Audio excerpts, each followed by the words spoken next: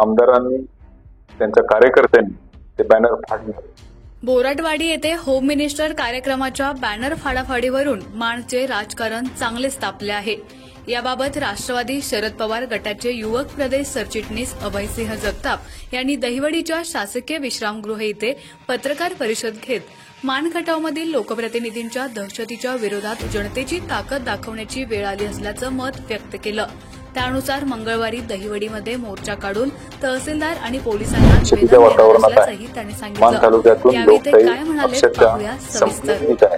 अशी परिस्थिती निर्माण झाली आहे। एक छोटीशी घटना घडली मान तालुक्यामध्ये बोराटवाडी या गावात महिलांच्या होम मिनिस्टर या कार्यक्रमाचं नियोजन जे बिदालमध्ये झाले त्याचं एक बॅनर मी बोराटवाडीमध्ये लावलं होतं आमच्या कार्यकर्त्यांनी।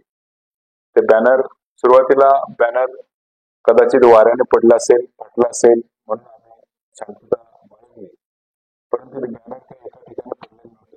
ते बॅनर बऱ्याच ठिकाणी तुकडे करून टाकण्यात आलं होतं। त्यावरून ते स्पष्टपणे दिसत होतं की ते बॅनर त्यांनी फाडलेलं आहे। पण त्याच्यानंतर कन्फर्म यावेळी झालं जेव्हा त्याच ठिकाणी आमदारांचे बॅनर उभा केले गेले। हा जो प्रकार आहे तो सर्वसाधारणपणे विरोधी पक्षातील लोकांना त्यांचा प्रचारच करता येऊ नये आणि एक प्रकारची दहशत माजवण्याचा हा प्रकार या मान तालुक्यामध्ये चालू आहे। त्यामुळे मान तालुक्यामध्ये लोकशाही अस्तित्वात आहे की नाही ही परिस्थिती निर्माण झाली आहे। खरं सांगायचं झालं तर ठोशास ठोसा देण्याची आमची प्रवृत्ती आहे। त्यामुळं आम्हीही आमच्या कार्यकर्त्यांनी जर कायदा हातात घेतला तर त्याचं नवल वाटू नये, कारण एका बाजूला कायदा हातात घेणाऱ्या आमदारांना आणि त्याच्या कार्यकर्त्यांना पोलीस संरक्षण देते की काय अशी परिस्थिती निर्माण झाली आहे। त्यामुळे पोलीस असू द्या महसूल प्रशासन असू द्या यांनी ज्या पद्धतीनं आमदार आणि त्यांच्या कार्यकर्त्यांच्यावर कारवाई करायला पाहिजे त्या पद्धतीनं होताना दिसत नाही। ही एक छोटी घटना आहे, याची आम्ही अजून तक्रारही दिलेली नाही। याची तक्रार यासाठी दिली नव्हती की आम्हाला हे बघायचं होतं की ते बॅनर नक्की कशामुळे फाटलं, आणि आता आम्हाला खात्री झालेली आहे की ते बॅनर फाटलं नाही तर फाडलं गेलं। त्यामुळं येत्या मंगळवारी आम्ही त्याविषयी तक्रार देणार आहे।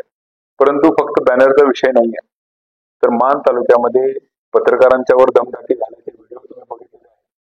फोन करून पत्रकारांना दमदाटी केली जाते। पत्रकार जेव्हा एखाद्याची प्रतिक्रिया विचारायला जातो तेव्हा त्याला दमदाटी केली जाते। मान तालुक्यामध्ये विरोधी पक्षाच्या कार्यकर्त्यांना सोशल मीडियाच्या माध्यमातून दमदाटी केली जाते। अनेक ग्रुपवर आमदारांच्या विरोधात बोलणाऱ्यावर दमदाटी केली जाते, दमदाटीची भाषा केली जाते, त्यांना फोन करून दम दिला जातो। अशा दहशतीच्या वातावरणात मान खटाव राहतोय। त्या मान खटावला दहशतमुक्त करण्याची जबाबदारी आता इथल्या नेत्यांनी, सर्वपक्षीय नेत्यांनी आणि इथल्या जनतेने घेण्याची गरज आहे।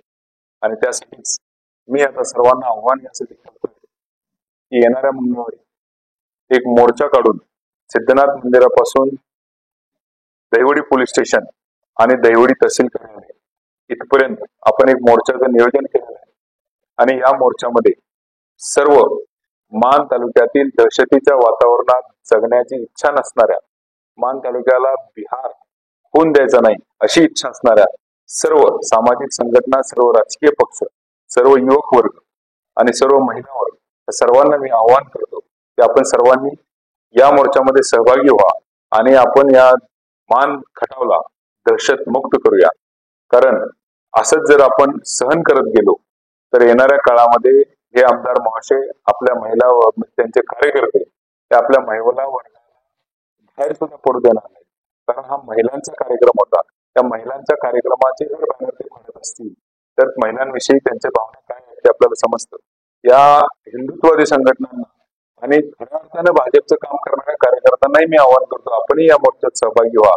कारण गौरी गणपतीच्या निमित्तानं असणारा हा कार्यक्रम होता आणि गणपतीचा फोटो त्या बॅनरवर होता, तो फोटो सुद्धा फाटलेला आहे। तो फोटो अर्धा बॅनरवर राहिला होता, अर्धा फाटला होता, म्हणजे देवदेवतांना सुद्धा याने सोडलेलं नाही। तर अशा पद्धतीची मानसिक विकृत असलेली ही प्रवृत्ती आहे आणि या प्रवृत्तीला धडा शिकवण्याचं काम आपल्या सर्वांना मिळून करायचं आहे। माझ्या कार्यकर्त्यांनी त्यांना चांगल्या पद्धतीने धडा शिकवलेला आहे। माझ्या कार्यकर्त्यांच्या भीतीनं त्यांनी या तुकडवाड जिल्हा परिषद गट असेल, मसवड असेल, मार्डी भाग असेल या भागात एकही बॅनर ठेवलेला नाही। सगळे बॅनर त्यांनी काढून घेऊन पळून गेलेले आहेत। त्यामुळं आमचे कार्यकर्ते जशाच तसे ठोसा द्यायला, उत्तर द्यायला हे तयार आहेत। परंतु या सर्व गोंधळात जर दंगल उसळली आणि जर मोठ्या प्रमाणात जर भांडणाचे प्रकार गावोगावी झाले तर त्याला सर्वस्वी पोलीस प्रशासन जबाबदार असेल, कारण त्यांनी एकतर्फी कारभार जो चालवलाय त्यामुळे हे सगळ्या गोष्टी होत आहेत. जर कायद्याचं राज्य पोलिसांना ठेवता येत नसेल तर तसं त्यांनी सांगावं की आम्ही आमदारांचंच काम करतो, आम्ही जनतेचं काम करण्यात बांधील नाही. आणि तसं जर असेल तर आम्ही कायदा ते जर हातात घेत असतील आमदार आणि त्यांचे कार्यकर्ते, तर आमचे कार्यकर्ते सुद्धा गप्प बसणार नाहीत. त्यामुळे पोलीस प्रशासनाला याची जाणीव व्हावी की कायद्याचं राज्य या तालुक्यात राहिलं पाहिजे. दहशतीच्या वातावरणात जो तालुका आहे त्याला बाहेर काढलं पाहिजे. आणि या सगळ्या कारणास्तव जनता आता रस्त्यावर उतरून आंदोलन करण्याच्या मनस्थितीत आहे. आणि त्याचाच एक भाग म्हणून येत्या मंगळवारी 3 तारखेला आपण सकाळी 10 वाजता सिद्धनाथ मंदिरापासून ते तहसील कार्यालय आणि पोलीस स्टेशन या दोघांनाही आपण निवेदन देणार आहे. पोलीस अधिकारी आणि तहसील कार्यालय या दोघांनाही निवेदन देणार आहे. आणि या निवेदनात आपण सर्वांनी सहभागी व्हा. फक्त सोशल मीडियातून व्यक्त होण्यात आपला वेळ घालवू नका. आता ग्राउंडवर उतरून लढाई लढण्याची वेळ आलेली आहे. तुम्ही मैदानात उतरा. सोशल मीडियात आमदारांच्या विरोधात, त्यांच्या दहशतीच्या विरोधात व्यक्त होणाऱ्या प्रत्येक कार्यकर्त्याला मी आवाहन करतो की तुम्ही येणाऱ्या 3 तारखेला सकाळी 10 वाजता सिद्धनाथ मंदिर या ठिकाणी उपस्थित राहा आणि मोठ्या संख्येनं आपण जनतेची ताकद काय असते हे इथल्या मदमस्त झालेले लोकप्रतिनिधी आणि त्यांच्या कार्यकर्त्यांना दाखवून देऊ. ते आवाहन करण्यासाठी मी आज खऱ्या अर्थाने ही पत्रकार परिषद घेतलेली आहे. तर आपण सर्वांनी येणाऱ्या 3 तारखेला उपस्थित राहावं एवढीच विनंती करतो. आणि नंतर त्यांनी जे बॅनर गावोगावी लावले होते, जे विकास कामांचा त्यांनी जो जेव्हा मांडला होता त्याचा विकास कामाचा पंचनामा हे पुन्हा करणार आहे. आणि त्यावेळी त्यांच्या विकास कामाची खरी परिस्थिती काय आहे हे तुम्हाला मी सांगणार आहे. पण आज फक्त या झालेल्या घटनेचा निषेध करतो आणि लोकांना आव्हान करतो की कसल्याही पद्धतीच्या गुंडशाहीला न जुमानता रस्त्यावर उतरा आणि आपण सर्वजण मिळून त्या गुंडशाहीच्या विरोधात जनतेची ताकद काय असते ते दाखवून देऊ. जी परिस्थिती श्रीलंकेमध्ये झाली, जेव्हा सत्ता मदमस्त होते तेव्हा जनता रस्त्यावर उतरते आणि सत्तेला जनतेची ताकद दाखवून देते आणि ती वेळ मानकामध्ये आलेली आहे. त्यामुळं आपण सर्वांनी रस्त्यावर उतरण्याचं मी आपल्या सर्वांना आवाहन करतो. नमस्कार. लावाद न्यूज साठी एकनाथ वाघमोडे, दैवत.